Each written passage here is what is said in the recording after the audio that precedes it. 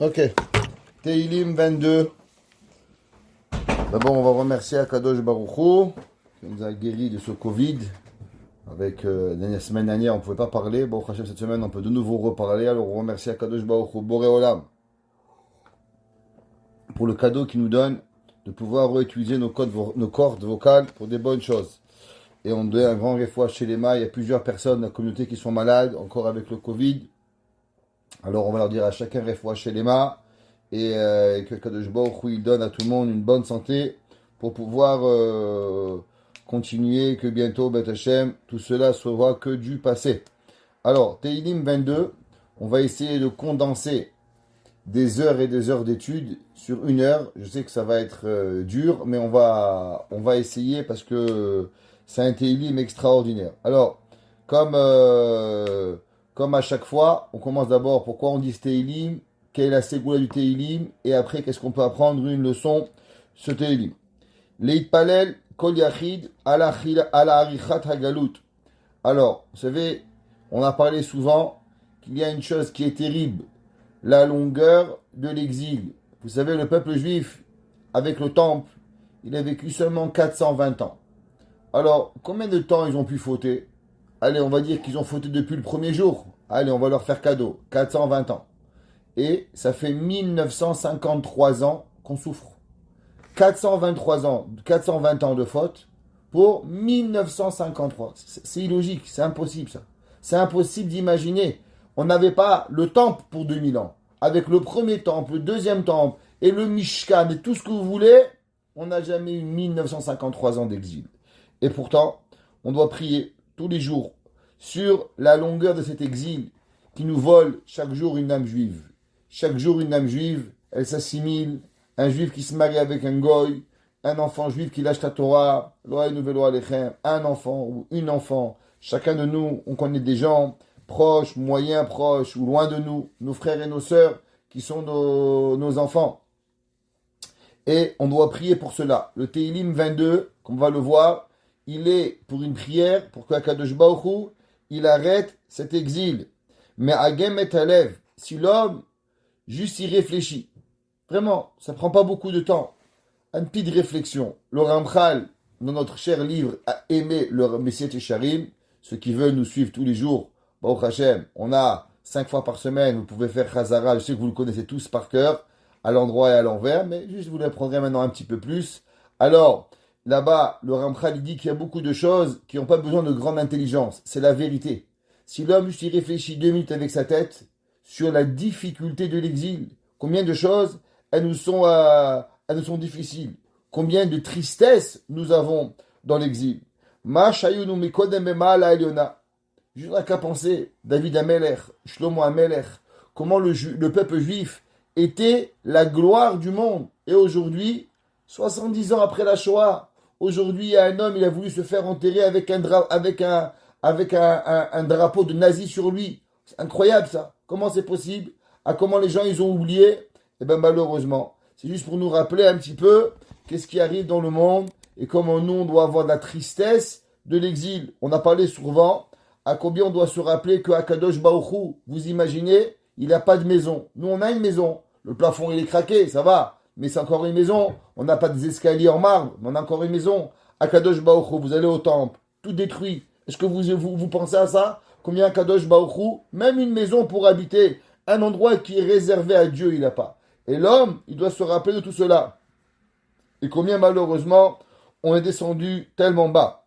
Alors, la Ségoula, de dire ce Teilim, Leasir apachad, kasherotze lachtzotnar. Alors, vous savez, il y a des gens qui ont peur de l'avion, il y a des gens qui ont peur de voyager en bateau. Alors, tous ceux qui ont des peurs de voyage, les bateaux, les avions, toutes personnes qui sont dans ce voyage de locomotion et qui ont peur, alors il a qu'à dire ce Teilim, et ce Teilim, il enlève l'angoisse pour vous enlever toutes les peurs.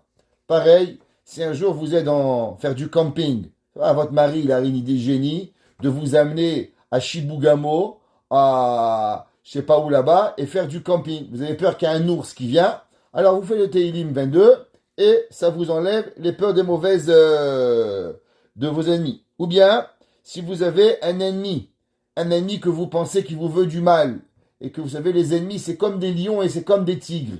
Ils attendent votre faiblesse pour vous manger. C'est un ennemi. Parce que une vraie personne, il vous affronte. Mais les ennemis, qu'est-ce qu'ils font? Ils viennent quand vous êtes faible, comme Amalek. Et toi, tu es fatigué, et du voyage, et crac, il vient, il te mord. Un jour, t'as une mauvaise journée, et là, il y a ton ennemi, il vient, il te mange. Alors, eh ben, c'est pareil. Si vous avez peur d'un ennemi qui vous fasse du mal, disait le Télim 22, il va vous l'enlever.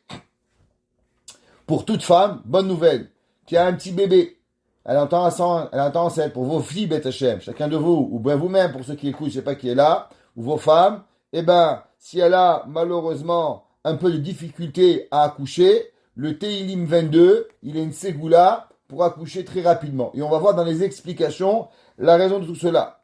Tov le Omro, Sheva Peami. Donc les femmes enceintes qui veulent accoucher rapidement, bonne ségoula, écrivez-le, partagez-le si vous aimez avec vos amis. Dire 7 fois le Télim 22. Maintenant, qui c'est qui a écrit ce Télim 22 et pourquoi toutes ces explications? Alors, on commence avec 3 pirouchim, 3 explications pourquoi on a écrit ce Télim et à quoi il représente. Il y en a qui disent que c'est David Ameler qui l'a dit au moment où le peuple juif, avant que David Ameler il ramène le peuple juif à la gloire, il y avait plein d'ennemis qui voulaient tuer le peuple juif. Et malheureusement, David, il a compris qu'en vérité, c'était seulement un message pour la noirceur de la galoute. Alors, il a écrit ce Télim pour pouvoir nous donner de la force, comme on va voir, on va expliquer, avec Akadosh Baruch Hu. Et il parle des difficultés, des malheurs, des ennemis qui veulent faire du mal au peuple juif. Et on prie Akadosh Baruch Hu qui nous sauve, et on remercie Akadosh Baruch Hu. Donc on fait 2 choses, Rashi dit, on demande à Dieu de nous sauver de nos ennemis, et aussi on remercie Akadosh Baruch Hu de tous les miracles qu'il nous a fait. Comme ça que Rashi et le Radak, ils expliquent. Le Rid, il dit que David Amelech, il a écrit au moment où il se sauvait de Shaoul. Comme vous savez, que Shaoul Amelech, à la fin de sa vie, à cause qu'il avait été au courant qu'on avait nommé, on avait loin David, et que Shaoul Amelech n'allait plus être le roi et ses enfants, malheureusement, il a perdu un peu la tête, et il a voulu tuer David Amelech. Et il a pourchassé David Amelech afin de le tuer. Et à ce moment-là, David Amelech, il a écrit ce Télim, et il a pris pour ça comme message qu'il n'est pas le seul, que dans toutes les générations, il va y avoir des justes, et que malheureusement, il va y avoir des ennemis qui vont venir vouloir les manger. Prenons l'histoire du Rambam, qui est plus grand que le Rambam, il s'est fait démolir. Prenons le Ramchal, il s'est fait démolir. Moshe Rabbeinu, Korach, Moshe Rabbeinu, il monte au ciel, il descend. Korach, il veut. David Amelech. Et à travers les générations, il y a eu énormément de justes. Le Baal Atanya, Rabbi Nachman de Breslev, le Baal Shem Tov, juste pour citer quelques-uns, qui ont eu énormément de souffrance. David Amelech, il représente un neshama du juif, par excellence. Et si David Amelech, il a été pourchassé à travers les décennies, à travers toute sa vie, depuis qu'il a eu 13 ans David Amelech, jusqu'à qu'il a eu 70 ans. David Amelech, 57 ans. C'est pas un jour. 57 ans, ils ont voulu le tuer. David Amelech, il a compris que véritablement, c'était un message pour tous les tzadikim, à travers le temps, qui vont vouloir être tués. Et Akadosh Baruch Hu, il va les sauver. C'est marqué dans la Gemara, dans Masechet Megillah, dans la page 15b. On vient de finir dans Dafayomi. La Gemara dans Megillah, elle dit comme ça. Qui c'est qui a écrit ce Télim? Eh bien, ça va vous faire plaisir. C'est ni plus ni moins Esther Hammalka. C'est la reine Esther qui a écrit ce Télim. À quel moment? Au moment où elle s'est donnée. Au moment où elle va arriver chez Achashverosh. Vous savez que Achashverosh avait fait passer une loi que celui qui n'est pas invité chez Achashverosh, Dato Achat Lehamit, il n'a qu'une seule décision, c'est que d'être tué. Alors, Esther, elle avait peur d'aller chez Achashverosh pour plaider pour le peuple juif. À ce moment-là, Mordechai, il lui a dit, tu sais, Esther, ton père, ton grand-père, il s'appelait Kish, et Shaoul Amelech, on est du même arbre. Et pourquoi Shaoul, il avait été puni? à cause qu'il n'avait pas tué Agag, qui était Aman, petit-fils de Agag, qui était Esther, petit-fils de Shaoul. Il lui a dit, Mordechai, tu sais, peut-être que tu veux sauver ta vie, mais en fait, tu n'as rien compris. Tu n'es seulement là pour réparer l'erreur de ton père. Et si toi, tu ne vas pas aller plaider chez Achashverosh, Akadosh Baruch Hu, il va trouver un autre moyen. Parce que la fin de l'histoire, on la connaît. Akadosh Baruch Hu va sauver le peuple juif. Ou tu fais partie de l'histoire, ou bien toi et ton père, vous allez être pardonnés. Alors Esther, elle va se prendre devant Achashverosh. Et c'est marqué qu'elle va jeûner 3 jours, la Megillah. Et à la fin, c'est marqué, va-t-il bâche Esther Hamalka Malchut. Elle va s'habiller avec le royaume. La Gemara dit, qu'est-ce que ça veut dire qu'elle s'habille avec un royaume? La Gemara dit qu'elle va mettre avec elle la Shechina. Elle va aller, Esther Hamalka, imaginez-vous, après 3 jours de ne pas avoir mangé, de ne pas avoir bu, imaginez-vous, Kippour fois 3. C'est vrai qu'on voyait la tête, là, qu'on voyait fracasser, moti Kippour, comme ça. Eh bien, imaginez-vous, Kippour fois 3 jours, comme ça, la peau sur les os. Esther, elle avait 74 ans, c'est pas jeune, 74 ans, elle avait Esther, et maintenant, elle se prend devant Achashverosh. Et qu'est-ce qui se passe? Au moment où elle arrive devant Achashverosh, eh ben, la Shrina, elle part. Et là, Esther, elle demande, Eli, Eli, mon Dieu, lama azavtani. Pourquoi tu m'as abandonné? Et on va expliquer pourquoi c'est marqué 2 fois le mot Eli, Eli. Pourquoi 2 fois elle a été mentionnée le mot Eli. C'est marqué dans le premier pasouk. La Natseach, le chant, on sait qu'à chaque fois qu'on voit le mot Lam Natseach, vient du mot les Natseach, gagner. Qu'est-ce que ça veut dire? Que c'est David Ameller qui a composé ces chants-là pour les Nevi'im de chanter au moment où on faisait les sacrifices divins à Kadosh Baruch Hu. Maintenant, pourquoi c'est marqué ici la Natseach al Ayelet Ashachar? C'est quoi Ayala? Ayala, c'est le cerf au féminin. Comment ça s'appelle? La Madame Cerf. Je ne sais pas comment ça s'appelle.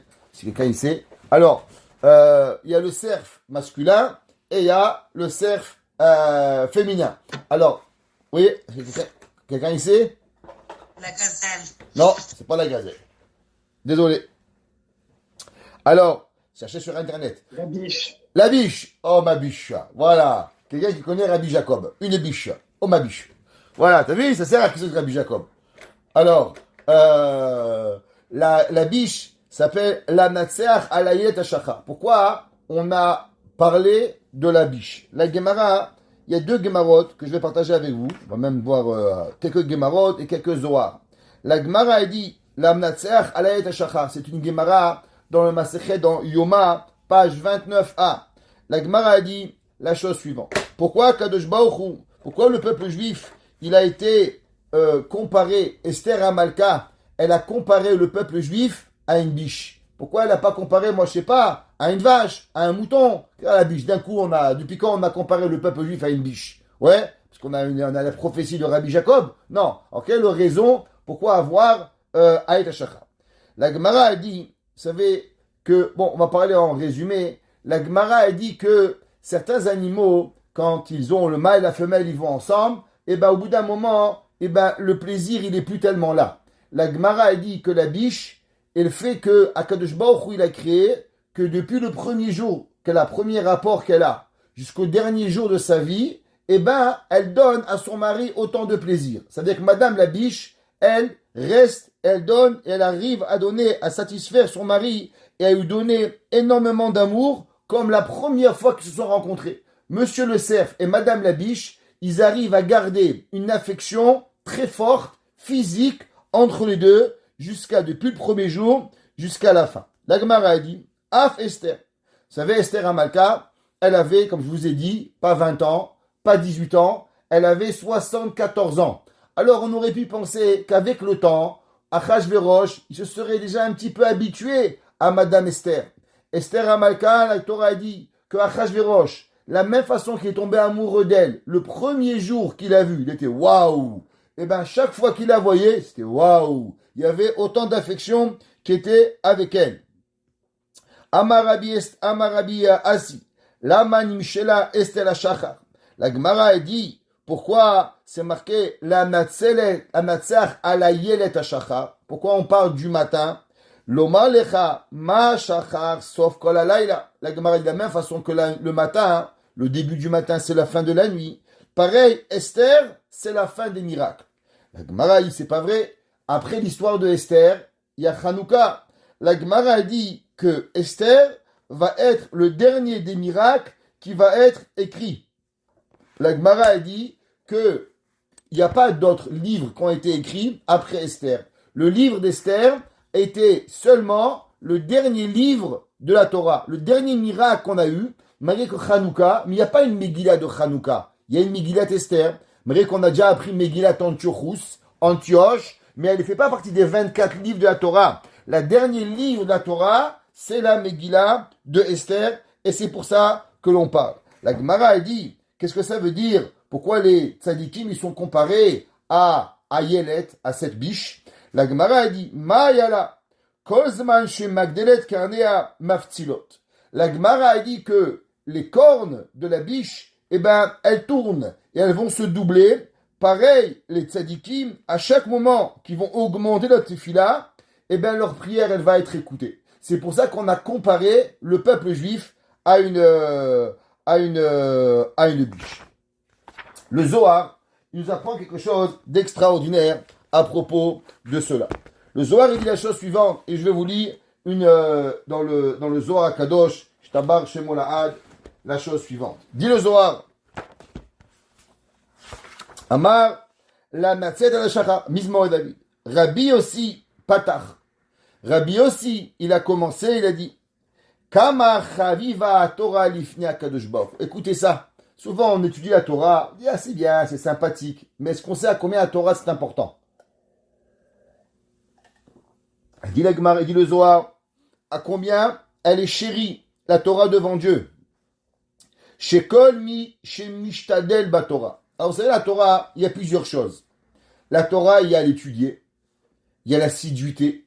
Mais il y a des gens, ils n'arrivent pas à comprendre. Mais ils essayent de comprendre. Ils se mettent, ils lisent, ils comprennent pas, ils réessayent. Dit la Torah, tu sais, il y a quelque chose d'extraordinaire. Même si un homme, il n'arrive pas à étudier, mais il essaye de tout son cœur. Il prend un livre, il s'endort, il essaye d'étudier la Torah. Dit le Zohar, à où vous les mal?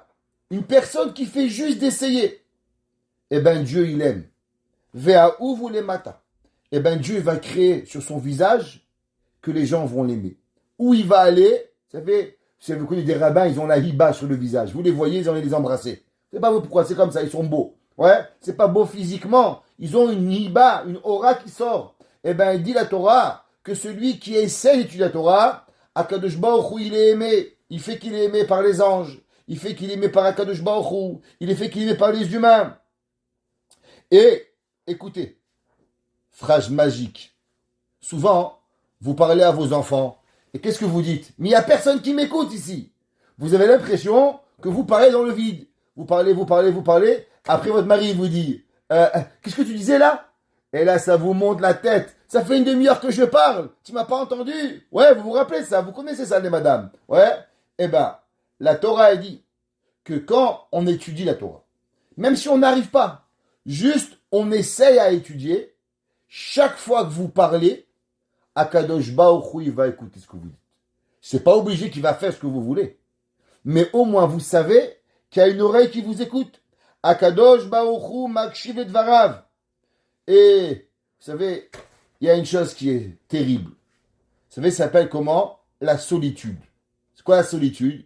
Que vous vous sentez seul au monde. Vous dites, voilà, je suis là, personne avec qui parler, personne avec quoi faire. Ouais, énormément de personnes, malheureusement, avec le Covid, ils ont plus de vie sociale, ils savent pas, ils deviennent fous. Pourquoi? Ils savent plus avec qui parler, ils savent plus avec qui être. Alors, je vous rassure, si des fois, vous vous sentez mal, des fois, vous vous sentez qu'il n'y a personne qui est avec vous, Akadosh Baruch Hu, il vous promet une seule chose. Deux choses. Un, qui vous écoute. Et deux, qu'il ne va jamais vous abandonner. Ni dans ce bas monde, lo ba'olam hazeh, velo ba'olam haba. Une personne qui a voulu étudier la Torah, qui a essayé d'étudier, même si on va arriver en haut, il va dire, ah, Rabbin Krimizi, ouais, c'était un cours, n'importe quoi, il disait que des bêtises. Il dit, c'est pas grave. Vous savez quoi? On a essayé au moins. On a essayé. On a appris, on n'a pas compris. Qu'est-ce qu'on va faire? C'est pas grave. Mais on a quand même essayé. On a lu un Teilim, on a lu un Zohar, on a fait quelque chose. Eh ben, il dit le Zohar, si on a fait juste suffisamment d'essayer, Akadosh Baruch Hu, il nous aime, Akadosh Baruch Hu, il nous écoute, et Akadosh Baruch Hu, il nous abandonnera jamais. Ça veut dire que quand vous arrivez au monde futur, des fois vous allez vous dire, mais qu'est-ce qui va arriver en haut? Vous inquiétez pas. Vous avez étudié la Torah? Rappelez-vous ce Zohar. Vous direz, ben Hachem, moi je me suis répété dans le monde en bas, répétez de moi. Et l'homme, il doit étudier la Torah la journée et la nuit. On sait, un petit peu le matin, un peu le jour. C'est pour ça qu'on a 2 fois le schéma. Un schéma le matin, un schéma le soir. Pourquoi? Veigata boyomam valaila. Tu vas dire le matin et le soir. En faisant le schéma le matin et le schéma le soir, au moins on a étudié un peu le matin et un peu le soir. La Torah dit, il y a le jour et la nuit. Eh bien, le jour et la nuit n'existent que grâce à étudier la Torah. Ouais. Avalama balaila. Le Zohar, il demande la question. Il dit, je comprends. La journée, tu dois étudier. Il faut que tu te protèges. Il y a des gangsters dans la rue. Il y a des monstres qui veulent te voler, la shonara. Il y a tout ce qu'il faut pas. Bon, la nuit, ça va, tu es dans ta chambre, dans ton lit, tu regardes le plafond. Ok? Pourquoi tu dois étudier la Torah? C'est quoi le but? Pourquoi une personne, elle doit étudier la Torah la nuit? Il fait froid. Imaginez-vous hier soir à Montréal, il fallait sortir au collège. Galère. C'était popsicle. Tu sors là-bas, elle devient gelée. C'est quoi? Pourquoi on doit faire tout cela? Ouais? Eh ben, il dit, vous savez pourquoi le Zohar? Kede sheye matsui el hakadosh el Hashem hakadosh shalem. Il dit, de façon à ce que le nom de Dieu, il soit complet. Si un homme étudie que la journée ou que la nuit, il manque dans le nom d'Akadosh Baruch Hu. Kemo she'en yom belilayla. La même façon qu'il n'existe pas un jour sans la nuit. Qu'est-ce que ça veut dire? La beauté du jour n'existe que parce qu'il y a la nuit. Si il ferait toujours jour, alors vous ne connaîtrez pas la beauté du jour. Comment vous arrivez à apprécier le lever du soleil? Ben parce qu'il fait tout nuit, il fait tout sombre, c'est horrible, il fait froid, et d'un coup quand il arrive le printemps, waouh, vous kiffez. Pourquoi? Parce qu'il a fait un bird, ouais, pendant 6 mois. Alors quand il vient le printemps, vous appréciez. À la fin du l'été, vous allez dire, il fait trop chaud, hein, vivement l'hiver, hein, et après vous avez oublié qu'il fait très froid, ouais. Et ben pareil, il dit le Zohar que la journée, elle n'existe qu'à travers la nuit. Car tsair batora, limatzei ma'adam yom balayla, liot shlemut la'adam yom balayla. Pareil, l'homme il doit être rempli, l'homme il doit être plein d'étudier la Torah chaque jour. Chaque jour de notre vie, on doit avoir un petit peu de Torah le matin et un petit peu de Torah la nuit. Une ségoula comme cela, c'est marqué dans les livres. Est-ce que vous avez déjà écouté les gens? Ils courent tous les babas. Les babas sucrés, les babas caramel, chacun avec son baba. Pour le raconter quoi? N'importe quoi. Et vous faites des chèques, et vous payez, et on vous raconte du n'importe quoi. Il y a un jour, il n'y a pas longtemps, un pauvre monsieur, il m'a raconté, il avait 22 ans, il a rencontré une femme, 47 ans. Tombé chez un baba, il dit, ouais, vous êtes fait l'un pour l'autre. Il a marié un homme de 22 ans avec une femme de 47 ans. Il s'est embourbini la tête. Et après, un jour, il se réveille, il dit, mais qu'est-ce que je fais là? Et je n'aurai pas d'enfant. Et maintenant, elle veut plus le divorcer. Une galère. Mais Rabbi, c'est quoi? Je dis, mais c'est vous qui êtes fou. Est-ce qu'un rat, il vous donne un conseil comme ça? Un garçon de 22 ans, une femme de 47 ans, 15 enfants plus vieux que vous. Mais où vous êtes? Vous êtes fou. Ça n'existe pas. Alors, on veut des ségoulottes. On veut des choses incroyables. Alors, les ségoulottes, la plus belle ségoula du monde. Que Hachem, il va être avec vous. Le jour, la nuit, le matin, le soir, dans ce monde, dans l'Olam Haba, qui va vous écouter, qui est avec vous. Tout! Qu'est-ce que vous avez à faire? Rien. Un petit livre de Torah. Le petit Télim que je vous ai donné. Vous vous rappelez? Le petit Télim que vous avez eu, celui-là. Eh bien, de temps en temps, il est là, il est tout seul. Prenez-le, ouvrez, lisez le Télim, un petit verset, un peu le matin, un petit verset le soir. Eh bien, tout ce que les ségoulottes que vous voulez, après vous dites Télim, vous demandez à Hachem, Hachem, envoie un shidduch à mon fils, envoie un shidduch à ma fille, envoie une bonne parnassa, envoie une réfoua chez les mains à ma mère, envoie une réfoua chez les mains à mon mari, envoie tout ça. Garantie. Il n'y a pas de question si vous allez être écouté. Le Rabbi Shimon Bar Yochai, pas moi. Rabbi Shimon Bar Yochai, il vous dit garantie, Dieu il vous écoute. Garantie. Alors, arrêtons de chercher des sucrés et des salés et allons chercher la Torah. Have Shalom. Comment il arrive, Baba Saleh, comme il est arrivé? Comment il est arrivé, ce géant de la Torah, en étudiant la Torah?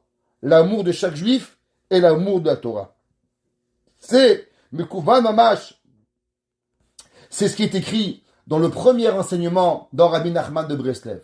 Rabbi Nachman de Breslev, il dit Aedea Torah nitkablim atfilot ve'abakashot. Rabbi Nachman de Breslev, dans le premier enseignement de l'Ikouté Moharan, il y a une grande discussion entre deux géants de la Torah. Deux géants de la Torah. Si vous voulez en savoir plus, dans le 5e volume en hébreu du Mirtav Me'eliaou, il va débattre ce sujet avec toutes les preuves. Qu'est-ce qui est le plus important? Est-ce que le plus important, c'est la prière? Ou le plus important, c'est l'étude de la Torah? Ça veut dire, si on demande à l'homme, qu'est-ce qui est la base du judaïsme? Est-ce que la base du judaïsme, c'est la prière? Ou la base du judaïsme, c'est la Torah? C'est quoi la réponse? Alors, dans le Talmud, on va trouver énormément de rabbins qui vont dire comme un et de rabbins qui vont dire comme l'autre. Exemple, la Gemara a dit que Rabbi Shimon ben Yochai, ou Rabbi Shimon bar Yochai, comme vous l'appelez, je vais vous surprendre, il priait jamais. Je répète, Rabbi Shimon bar Yochai ne priait pas. La Gemara a dit pourquoi? La Gemara a dit parce que Torato ou Manuto. Rabbi Shimon bar Yochai, du fait qu'il était toute la journée versé dans l'étude de la Torah, il n'avait pas besoin de prier. De l'autre côté, la Gemara a dit Amar Rabbi aussi, Ulvai Sheit Palel Adam Kolayom. Rabbi aussi dit il serait bien qu'un homme en vérité, il prie jour et nuit. Donc, il y a des fois, et j'en passe juste de preuves, le Mirtav Me'eliaou on ramène, énorme, à savoir, est-ce que le but de la Torah, c'est comme je vous ai expliqué, Vigata Boyoman Balayla, l'étude de la Torah, ou bien le but c'est quoi? C'est la prière. Vous avez compris que la machloquette, elle était entre le monde chassidique et le monde litaï, entre le Gaon de Vina et le Baal Hatanya. Le Baal Hatanya, il a dit que le Ikar, c'est la prière. Le Gaon de Vina a dit, le Ikar, c'est quoi? La Torah. Rabbi Nachman de Breslev, il a choisi de commencer son livre, l'Ikouté Moharan, dans le premier Torah, de parler de ce sujet. Pas pour rien. Parce qu'il a voulu créer une union entre les deux mondes. Le monde chassidique et le monde lituanien, qu'on appelle l'Itaïm. Et il va dire qu'en vérité, les deux sont indissociables. On ne peut pas dissocier la Torah de la Tfila et la Tfila de la Torah. Un homme qui étudie sans prière, eh ben c'est pas une Torah. Et un homme qui prie sans Torah, eh ben c'est pas une Tfila. Et Rabbi Nachman, il dit que l'homme qui étudie la Torah, eh ben, sa tfila, sa prière, elle est écoutée. La Gemara dit, c'est où le meilleur endroit pour prier? C'est où le meilleur endroit? Shara Shamaim, Bet Zayen, Tibiliji. C'est où le meilleur endroit? C'est où la meilleure synagogue? Il faut aller prier. La Gemara dit, à un endroit où il y a la Torah. La Gemara dit, Bimkom Rina, Sham Te'et Tefila. La Gemara dit, tu veux que ta prière, elle passe? Tu veux passer par les raccourcis ou tu veux aller direct? Eh bien, la Gemara a dit, l'endroit pour prier n'est qu'à une place, à l'endroit où il y a la Torah. Rabbi Nachman de Breslev, il dit que si on veut que notre prière elle soit écoutée, si on a une prière à demander à Dieu, par exemple, on veut demander que Kadosh Baruch Hu, n'importe quoi, ce que vous avez besoin. Qui n'a pas besoin de quelque chose? Qui n'a pas besoin? Celui qui me dit j'ai tout, je le sors de la classe. Impossible, je connais personne qui a tout sur terre. Ça n'existe pas. Le monde qui a tout n'existe pas. On a tous besoin de quelque chose. Eh bien, Rabbi Nachman, il dit, si tu veux, première chose, avant d'étudier, tu pries. Que tu arrives à étudier. Et après que tu as étudié, tu pries. Alors, grâce à la prière, tu pourras étudier. Et grâce à ton étude, ta prière, elle va être écoutée. Donc, c'est Tfila, Torah, Tfila. On prie pour étudier. Et quand on étudie, alors maintenant la prière, elle va être accomplie. Et elle va être exaucée. Et c'est ce qu'on voit ici, dans ce Zohar. Ce Zohar, il a dit que la personne qui étudie, alors il va mériter que Akadosh Baruch Hu, il va pouvoir écouter qu'est-ce qu'il a à dire. Que ce soit dans le matériel, et ainsi que ce soit dans le spirituel.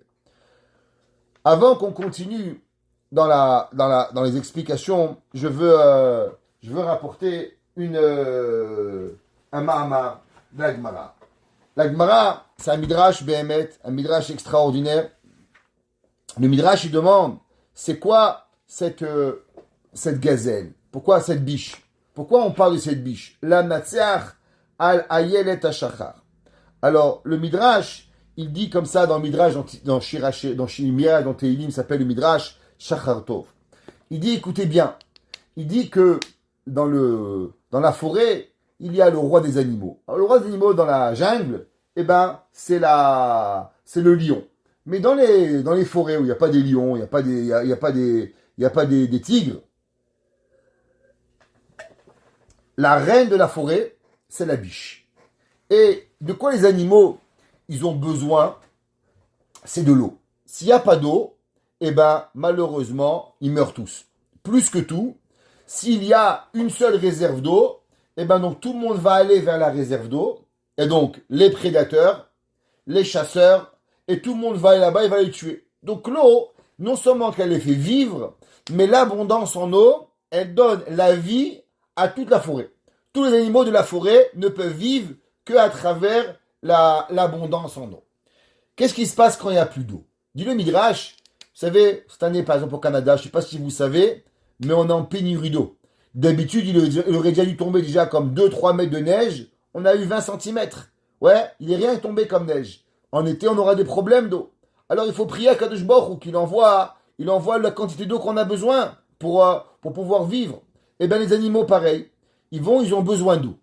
Quand ils ont besoin d'eau et qu'ils voient qu'ils n'ont pas d'eau, chez qui ils vont? Ils vont chez la Ayala, ils vont chez la biche. Et il dit le Midrash comme ça. Zou ichasida chez Bachayot. Vous savez, c'est quoi la biche? Et c'est pour ça qu'elle est cachère, une biche. Elle est la pieuse de tous les animaux sauvages. Et sa pitié, elle est énorme. Et quand les animaux, ils ont soif, alors tous les animaux, ils viennent chez elle. Et ils savent qu'elle a une piété extraordinaire. Et que tout ce qu'elle va demander à Dieu, Akadosh Baruch Hu, il va écouter. Alors elle veut qu'elle demande à Akadosh Baruch Hu qu'elle a pitié pour eux. Imaginez-vous. Le Midrash, il nous dit, tu vois le renard, tu vois le kangourou, tu vois tous les animaux, chez qui ils vont quand ils ont soif? Ils vont chez la Ayala, ils vont chez la biche. Ils demandent, s'il te plaît, ma biche. Ouais, de là on demande, s'il te plaît, ma biche. Ouais, prie à Kadosh Baruch Hu pour que nous avons à boire. Qu'est-ce qu'elle fait? Écoutez le Midrash. Il dit le Midrash, Choferet Guma. La biche, elle vient et elle fait un trou. Umachneset karne aletocha. Et elle rentre ses cornes dans le trou. Veteom alela maim. Et elle va rentrer et elle va demander à Kadosh Baruch Hu, Dieu, je sors pas de ce trou jusqu'à ce que tu amènes de l'eau. Et Kadosh Baruch Hu, il crée un miracle. Et du trou où les cornes de la biche, elles sont, de là-bas, Kadosh Baruch Hu, il ouvre une source souterraine pour abreuver la forêt. Comme c'est marqué, comme dans le Tehilim 42, c'est marqué, la même façon qu'Ayal Ta'arog, comme un cerf, tu as fait à la Fikemaim sur les rivières. Et c'est pour cela qu'on comprend pourquoi elle rentre ses cornes dans la terre et elle prie. Pourquoi? Et Akadosh Baruch Hu, il a pitié de elle. Bisrout aim atzut ayala bekarnea. Il dit le Midrash, pourquoi Hachem il écoute? Vous savez, un animal, il a toujours une chose qui vit grâce à ça. Grâce à quoi la biche, elle se fait pas tuer? La biche se fait pas tuer grâce à ses cornes. Parce que ses cornes, vous savez, c'est qu'elle peut se battre. Et au moment où les gens, ils ont soif, vous savez qu'est-ce qu'elle fait? Elle prend sa défense. Ce qui est la chose la plus chère pour elle. Et elle va le sacrifier pour autrui. Elle va décider de mettre ses cornes, ses bois, dans un trou. En un mot, qu'est-ce qu'elle devient? Elle devient l'animal le plus vulnérable. Parce que la biche, quand elle a la tête en bas, avec le grand panache, maintenant elle devient vulnérable. et elle est prête à mettre sa vie en danger pour que Akadosh Baruch Hu, il va écouter sa prière. Dit le Midrash, Kachi tefilat tzadikim, shebiribui tefilatam, vit amtsum kayala, shekamnea mavtzilot, shomea borei barar shemao. Alors pareil, un tzadik, qu'est-ce qu'il fait? Un tzadik, il prie Hachem, et quand il prie Akadosh Baruch Hu, alors Akadosh Baruch Hu, il écoute sa prière. Et laissez-moi vous raconter une histoire. Il y avait un jour un homme qui était marié depuis 15 ans, il n'avait pas d'enfant. Alors il avait entendu parler qu'il y avait un homme qui s'appelait Israël Meir de Radin. Il n'était pas très connu à l'époque, aux alentours de 1900, et il n'était pas très connu, et qui était, qu'on racontait, un faiseur de miracles. Alors, le Chafetz Chaim avait 60 ans à l'époque, et Israël Meir de Radin, c'est le Chafetz Chaim, pour ceux qui ne savent pas. Alors il est parti voir le Chafetz Chaim, il dit voilà Rabbi, vous savez, j'ai pas d'enfant, marié depuis 15 ans, est-ce que vous pouvez prier pour moi? Le Rabbi, il lui a dit une question qui est très dure, est-ce que vous êtes sûr de vouloir des enfants? Il lui a dit pourquoi? Il lui a dit parce que le monde va avoir une grande turbulence et que ça va pas être facile d'éduquer des enfants. Peut-être que Dieu, il vous a protégé de la souffrance en vous donnant pas d'enfants. Écoutez bien. La femme, elle a dit, je sais, mais une vie sans enfant n'est pas une vie. Une vie sans enfant, c'est tellement dur que ça vaut pas la peine de vivre. Le Chafetz Chaim m'a dit, ok, je vous donne une bracha, vous allez avoir des enfants. Un an après, Mazal Tov, elle a eu un enfant. Les années ont passé, on est en 1920, après la Première Guerre mondiale. La sœur de cette madame, elle raconte l'histoire qu'un jour sa sœur n'avait pas d'enfant et qu'elle a eu un enfant grâce à la bracha qui était aujourd'hui connu, le Chafetz Chaim. Le Chafetz Chaim avait à cette époque-là 80 ans. Alors, une personne a écouté l'histoire, elle a voyagé à Radin. Elle est partie à Radin, elle a dit Kvod Harav, à telle personne, il n'avait pas d'enfant, et vous lui avez donné un enfant. Est-ce que vous pouvez me donner à moi aussi un enfant? Le Chafetz Chaim me dit, je peux pas. J'ai dit, pourquoi? Pourquoi elle, ma copine, une bracha, un enfant, et moi pas? Qu'est-ce qu'il y a? Pourquoi mon sang, il n'est pas pareil, il n'est pas rouge comme le sien? Quoi, mes larmes, je n'ai pas assez pleuré? Moi aussi, je veux un enfant. Le Chafetz Chaim, il lui a dit, tu sais, une bracha, c'est pas comme tu crois. Allez, Michéber, bye bye, tu es dehors. Pour que elle a un enfant, j'ai jeûné 40 jours.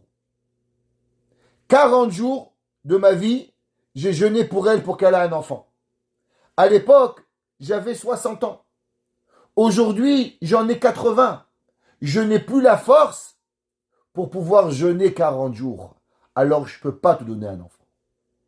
Les gens, ils pensent qu'ils vont voir un rave, le rabbin, Monsieur Bérard, ça va marcher. Ça va pas marcher. Je vous dis que ça ne marche pas. Le rave, vous savez pourquoi il prie? Ça fera que ça marche. Ça marche parce que le rave, il va faire quelque chose pour nous. Le rave, il va faire une mitzvah. Il va prier. Il va donner quelque chose à Kadosh Baruch Hu. Ce que nous, on aurait dû faire, mais on n'est pas capable. Alors le rave, il le fait pour nous. Et à Kadosh Baruch Hu, il va le faire. Et pour pas vous décourager, laissez-moi vous raconter une fin d'une histoire extraordinaire. Il y avait un rave, il s'appelait le Berach Moshe. Le Berach Moshe, vous savez qu'aujourd'hui il y a la chassidut de Satmar. Vous connaissez? Alors le premier Admour de Satmar, pas Sainte-Marie. En français, Sainte-Marie. En rue Sainte-Mère. En yiddish, Satmar. Satmar veut dire Sainte-Mère. La ville de Sainte-Marie. Ok?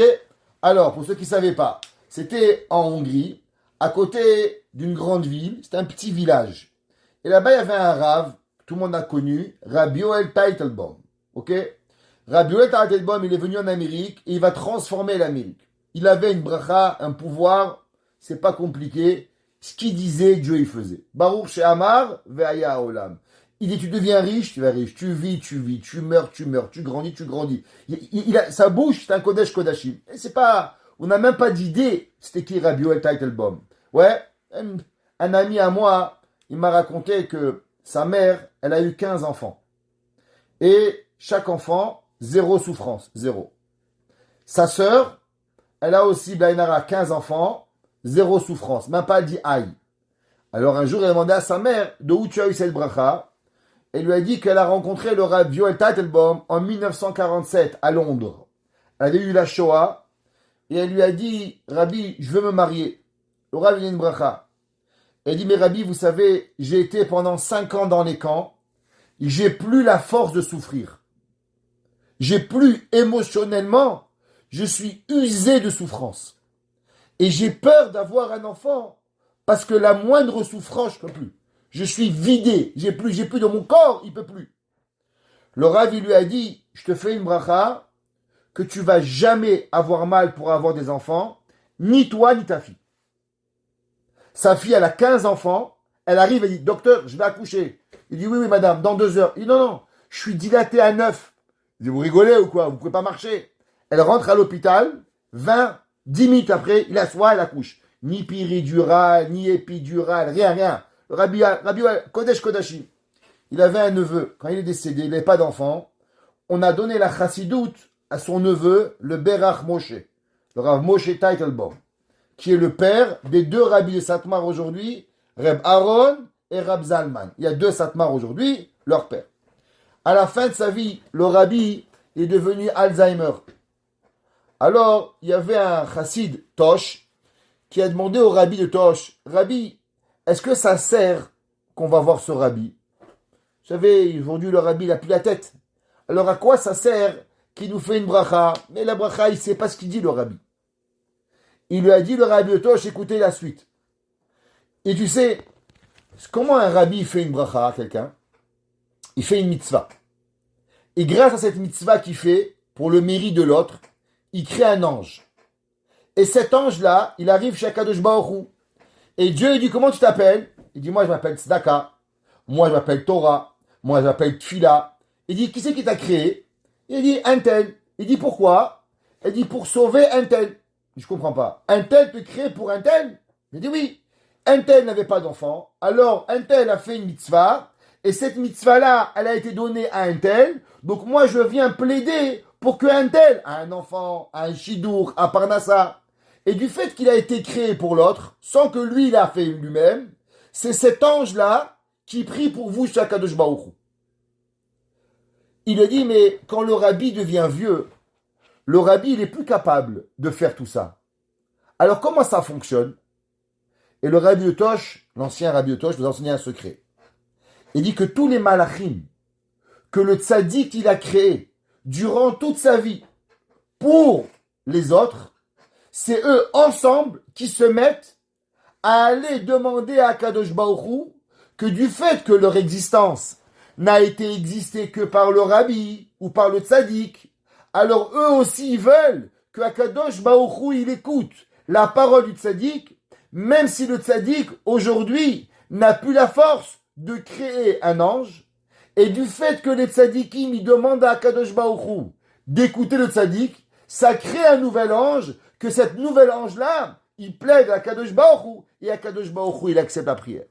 Et a dit le Rabbi de Tosh, même un tzaddik, qui était une fois un vrai tzaddik, même si aujourd'hui il ne peut plus rien faire, le fait qu'il dit quelque chose, si tu arrives à dire quelque chose, qu'il arrive à le dire, la prière, elle va être exaucée. Et pour terminer, il y avait un jour un ami à moi, j'avais 20 ans, il avait 50 ans.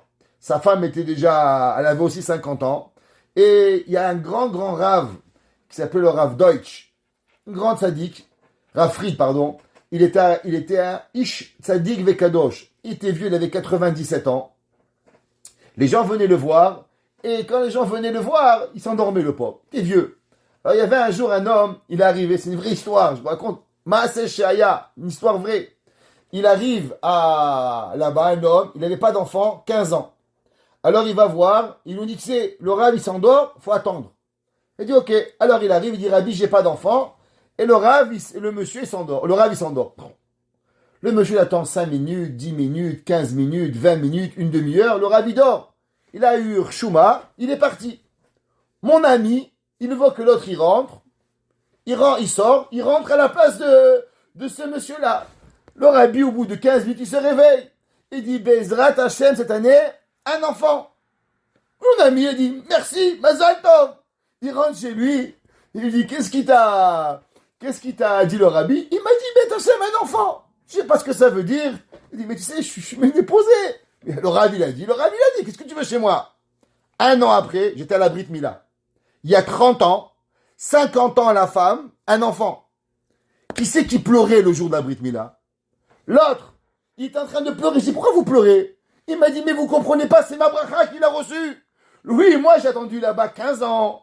Et j'ai attendu une demi-heure. Si j'avais attendu juste encore 15 minutes, j'aurais eu moi aussi la bracha. Mais j'ai pas été patient. Et ma bracha, elle m'est passée sous le nez. Et j'ai pas eu d'enfant. C'est pas une histoire qui est écrite dans un livre. J'ai vu les deux personnes. Et j'étais à la Brit Mila de cet enfant-là. En 1992. Quand j'étais à l'écho d'Ishtabar chez Molahad. Ça, c'est comment le tzaddik, il prie à Kadosh Baruch Hu pour pouvoir y arriver. David Amelech, vous savez, il est tard. Alors, dans le Passouk, c'est marqué que David Amelech, il dit que c'est marqué dans le Teilim, juste après quelque chose, Va'anochi, le Passouk, il dit Va'anochi tola'ad velo ish. Je suis un ver et je suis pas un homme. Généralement, ce passouk de quoi il parle? Le passouk Vzaïn. David Amelech, il écrit et il dit que je suis même pas un humain, je suis un ver de terre. David Amelech était un homme incroyable. Et David Amelech, il avait la plus grande des humilités qui peut exister. Mais il y a un sefer qui s'appelle Boutsina Denoura. Il dit quelque chose d'incroyable. Il dit, il y a des gens, ils sont là, ils vont manger une salade. Qu'est-ce qu'ils font? Ils regardent la salade, ils la vérifient, ils ont une lampe blanche. Je ne me moque pas. Ils font attention à ce qu'ils vont manger. Bet Yosef, Badatz, toute la Ashgachot du monde. Et ils vérifient lui la salade, et sa femme la salade, et le frère la salade. Et toute la famille doit vérifier la salade. Je ne sais pas si vous avez vu, il y a des gens, parce qu'ils ne mangent jamais la salade, mais ils doivent manger la salade à Pessah. J'ai un ami à moi, il passe la salade au coton-tige dans les veines de la salade. Ça prend 4 jours pour qu'il nettoie la salade. Je dis, mais tu es malade, achète de la Bodec, c'est fini. Qu'est-ce que tu fais? Il passe 4 jours avec la salade. Ok, top. Des gens sont comme ça. Ils font très attention à ce qui rentre dans leur bouche. Mais quand il sort de leur bouche, la seconde après, ils peuvent tuer un homme. Ils le prennent, ils le tuent en morceaux. Ils vont l'éclater la tête. David Amelech, il avait des gens qui se jouaient pour des grands rabbins. Et pourtant, ils voulaient tuer David. Ils voulaient l'éclater. Ils lui faisaient honte. Ils arrivaient au Beth Midrash, ils disaient, David Amelech, quelle est la halakha de l'homme qui couche avec une femme mariée? Et David Amelech, il devait répondre, eh ben, il est coupable de mort, mais il a le olam haba. Mais celui qui fait honte à un homme n'a pas de olam haba. Et David Amelech, il était blessé toute sa vie. Le Sefer Boutsina de Noara, il a dit, David Amelech, il a dit, Ani tola'ad veloish. Je suis qu'un ver de terre, je t'en supplie. Fais attention à moi, comme le petit ver que tu veux pas manger. De lui, tu as pitié, mais de moi, tu as pas pitié. Alors David Amelech, il a dit, Ani va'anochi tola'ad veloish. Je t'en supplie, quand tu me regardes, juste imagine-moi comme le petit ver que tu fais attention. Parce que de lui, tu fais attention, mais de moi, tu ne fais pas attention. Combien des fois, on doit faire attention à ce que l'on fait. Dans le Sefer Shara Gilgulim. Alors, je vais vous dire un secret incroyable. Shara Gilgulim, ça a été écrit par Rabbi Chaim Vital, de l'enseignement de Rabbi du Ari Akadosh. C'est un livre qui est épais à peu près de 1000 pages, qui parle de toutes les âmes et le Shoresh HaNeshama de chacun des grands personnages de ce monde. Souvent, vous savez, on pense que les personnes, elles sont toutes nées avec des pouvoirs magiques. Par exemple, je vous parle du Rambam. Je suis sûr que vous pensez que le Rambam, il était né avec une tête incroyable. Il a écrit tellement de livres, de pensées. Il était un philosophe, un astronome, un mathématicien. Il était médecin, la médecine. Le Rambam savait tout. Il a lu Aristote, il a lu Socrate, il a lu des livres de médecine, la Gemara. Il connaissait tout le Rambam. Eh bien, pourtant, laissez-moi vous dire. Le Rambam, il avait un père qui s'appelait Maïmon. Ouais. J'ai aimé poser la question pourquoi on appelait Maïmonide. Pourquoi on l'appelait fils de Maïmon. Laissez-moi vous dire pourquoi. Le Rambam était son père, Maïmon. C'était un homme très érudit. Et un jour, on lui a dit dans son rêve qu'il y a une femme qui est la fille du boucher. Et que c'est son chidour. C'était pas vraiment en kavod au père, au rabbin. Mais il a vu que c'était une vraie prophétie. Alors il s'est marié avec elle. C'était un peu la honte. Parce que comment le rabbin il se marie avec la fille du boucher. Mais il a fait quand même. Il s'est marié avec elle. Cette madame est tombée enceinte. Le jour où elle a accouché du Rambam, elle est morte. Le Rambam, il est né, il a vécu toute sa vie orphelin.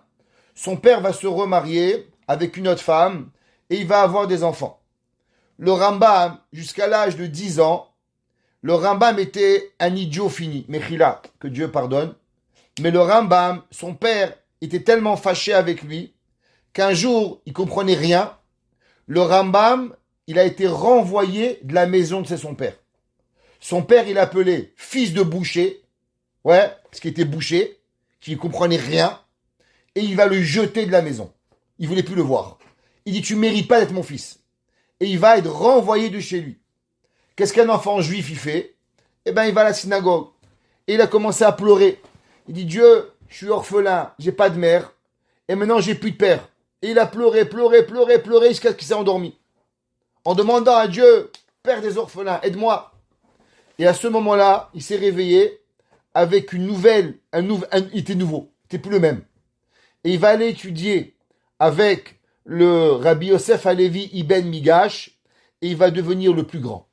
Le Rambam n'est pas né avec des capacités d'apprentissage. Le Rambam, il est né avec une capacité d'être un idiot fini. Et il ne va devenir le Rambam qu'à travers la prière. Écoutez qu'est-ce qu'il écrit le Rabbeinu, le Shahar Gilgulim sur David Ameler. David Ameler, il écrit dans Teilim et il dit la chose suivante. Atzileni, sauve-moi, micherev nafshi, sauve-moi de l'épée de mon âme, miyad kelev, dans le verset 21, miyad kelev, de la main du chien, yechidati, qui est mon appartenance. Yechida, c'est ce qui est à moi. Qu'est-ce que ça veut dire? Écoutez, qu'est-ce qu'il écrit Shara Gilgulim. Si c'était pas écrit dans la Torah, celui qui m'avait dit ça, je le prends, je lui coupe la tête. Il dit la chose suivante. Mouva, c'est écrit. Chez les David Melech Israël, au roi David Melech Israël, Aïta Neshama Gevoa Venorad Meod. On sait que David Melech, il avait une âme incroyable. Il a reçu 70 ans de Adam Arishon. Écoutez bien. Mitzad Sheni, du côté opposé, Beshorsho, Aya Harbera. Il y avait énormément de mal. Kolkar, tellement, Ad Sheaya Alul Liot Kirovam Ben Nevat. David Amelech, il avait le pouvoir de devenir mécréant comme Yerovam Ben Nevat. Qui était Yerovam Ben Nevat? Celui qui va faire Avodazara à tout le peuple juif. Il va rendre tous les juifs idolâtres.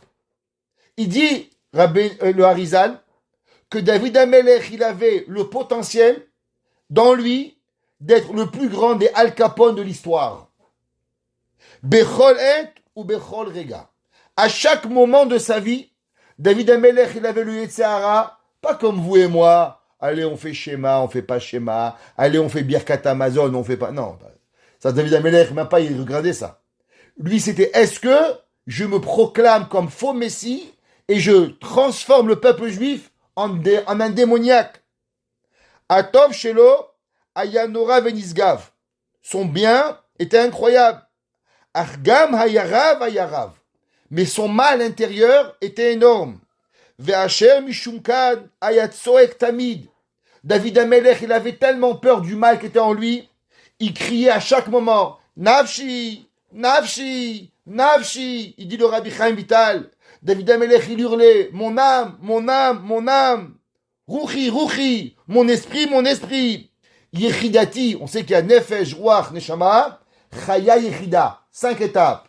Et il dit, David Amelech, il dit, Atzila Micherev Nafshi, sauve-moi de l'épée de Nefesh le plus bas, Miyad Kelev et du chien de Yechida. Yechida, c'est l'endroit le plus élevé, mais malheureusement, à l'opposé, c'est l'endroit le plus dangereux. Parce que c'est comme un miroir de positif et négatif. À l'envers, David Amelech, il avait peur. Et il disait, malheureusement, les gens veulent me tuer. Miktsearetz elecha ekra, ou les basov zacha le harog, velechalot et itzroara les gamre. Et David Amelech, à la fin de sa vie, il a été capable, bien sûr, de exterminer son Yetzerara. Il va dire, velibi chalal bekirbi. Et mon cœur, il est ouvert à toi, Kadosh Baruch Hu. David Amelech, il avait des capacités de bien et des capacités de mal. David Amelech, il va arriver à quelque chose d'extraordinaire pour pouvoir y arriver. Et nous, on ne peut pas croire qu'on est né avec tous des capacités et on est tous bien. David Amelech, il avait le plus grand Yetzerara du monde. Et il est devenu ce qu'il est devenu à cause qu'il a été capable de faire. En un mot, quand on vous dit qu'est-ce que tu veux que je fasse? Je suis né comme ça. C'est pas grave. Ouais, vous connaissez des gens. C'est comme ça. Mon père, ma mère, ouais, c'est comme ça. Ouais, mon père, quand j'étais petit, il m'a pas donné la glace. C'est pour ça que je suis devenu un voleur. David Amelech, il aurait pu tout. Mais David Amelech, il a changé. Le père Souk, il écrit au nom du Chosé de Lublin. Et il dit la chose suivante. Écoutez ce que le Khatam Sofer, il écrit. Le Khatam Sofer, il dit, Shaikar be'anava, David Amelech était humble. Le principal de l'anava, Kezu she'adam eno mitgae les marot ma'alotav agdolot. Le Khatam Sofer, il dit, qu'est-ce que ça veut dire être humble? David Amelech était l'homme avec toutes les capacités. La Gemara a dit que David Amelech, tout ce qu'il disait, Alacha kemoto bechol makom. Tout la halakha que vous voulez, David Amelech, il avait raison. Il dit le Khatam Sofer, dire que tu es nul au tennis, par exemple, si je vous demande, dites-moi, est-ce que vous êtes forte au tennis, ou bien le Serbe, comment il s'appelle là-bas, le champion du monde au tennis, il est mieux que vous? Ouais? Si, non, tu sais, je pense qu'il est mieux que moi. C'est pas de la hanava. Vous êtes nul, il est très bon. Il a 20 titres de grand chelem, vous en avez 0. C'est pas de la hanava. Je lui dis, madame, vous êtes forte à la boxe, ou Mohamed Ali est mieux que vous? Non, vraiment, je crois que je suis très humble en disant que Mohamed Ali est mieux que moi. C'est pas de l'humilité, c'est la réalité, ça. Dire, c'est quoi l'humilité, dit le Khatam Sofer? Le Khatam Sofer, il dit, l'humilité, elle est quand tu es excellent dans quelque chose. Tu es un bon mathématicien, tu es une bonne maman, tu es une bonne épouse, tu es une bonne bâtisserelle, tu es un bon Talmid Chacham, tu es un homme qui est rempli de joie, un homme qui est rempli de qualité. Et malgré tout ça, tu as l'humilité. Dans ce que tu es bon, tu as l'humilité. Maintenant, le Chosé de Lublin, ouais, qui ne connaît pas le Chosé de Lublin, Talmid le Chosé de Lublin, du Maguide de Mezerich, qui pouvait voir chaque juif et savoir d'où il venait dans le corps de Adam Arishon. Et qu'est-ce qu'il avait à réparer dans ce monde? Le Chosé de Lublin. Il a dit, Kigam ka'asher Adam, ou ani vechalash. Il dit, un homme, il est pauvre, il est faible, il n'a pas d'intelligence.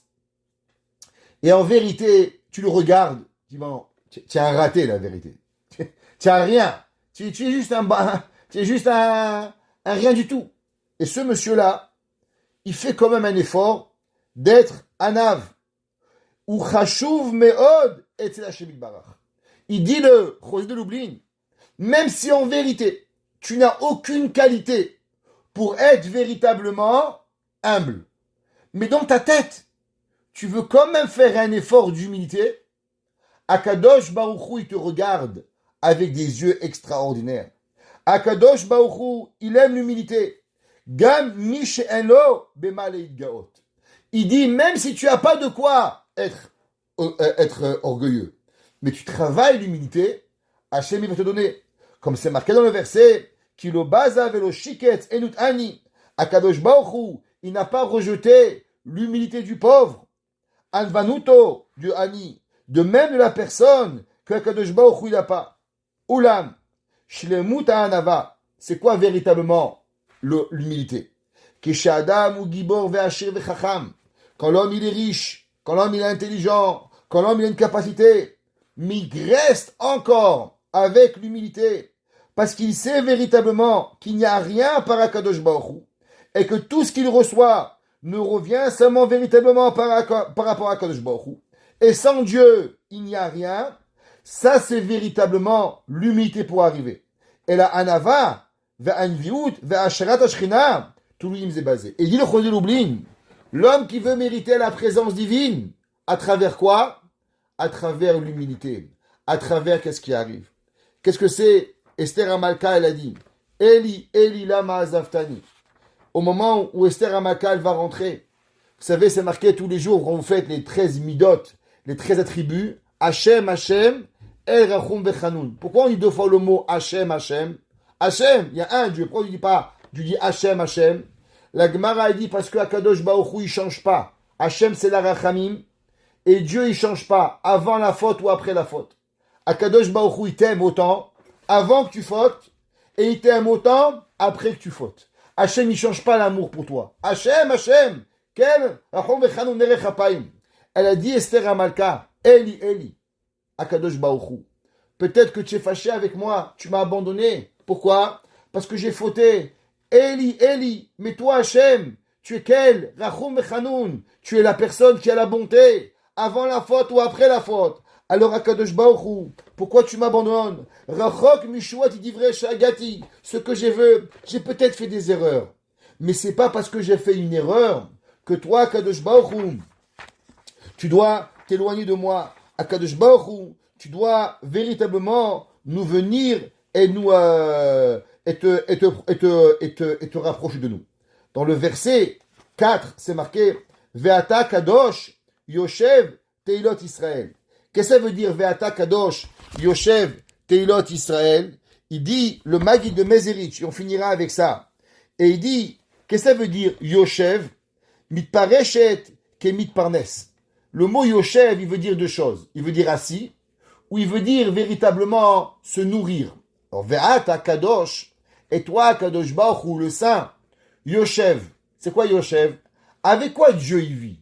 C'est quoi que Kadosh Baruch Hu, il vit? Elle dit, le pasouk, Yoshev, que Moshe Omrim, ou Yoshev al Maskurot Tova. En yiddish, on dit, il est assis sur une bonne parnassa. Ouais.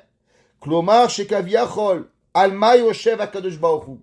Vous savez sur quoi Dieu y vit? Maya parashelo, teilot Israël. A teilot ve'ashvachim shel Israël.